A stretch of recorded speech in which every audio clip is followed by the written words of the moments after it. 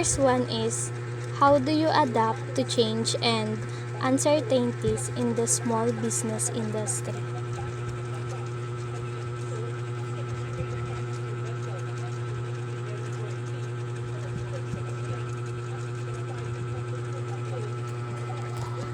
Sa maliliit na negosyo kasi, lagi talagang nangailangan pagbago at uncertainties.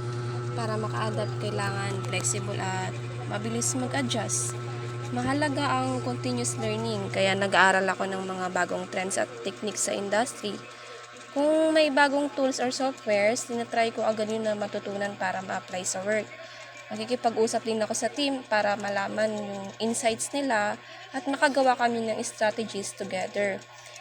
Importante rin na may communication kami with customers para malaman yung feedback at kung sakaling meron kaming kailangang i-improve na mga services. Okay, thank you. The next question is, can you describe a time when you took the initiative to solve a problem that benefited the small business you were working for? May isang pagkakataon na bumaba yung sales namin for a month. Napansin ko na kulang kami sa online presence at marketing strategies. Kumuha ako ng initiative na gumawa ng social media campaign, which is kasi yun yung nauuso ngayon eh. Nag-research ako ng mga effective marketing strategies at gumawa ng mga content plan.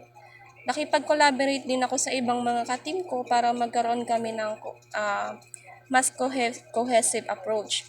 After implementing the campaign, nakita namin na mas tumataas yung sales namin compare dati within 2 months lang. So, malaking tulong to sa negosyo kasi mas maraming customers ang naging aware sa products namin.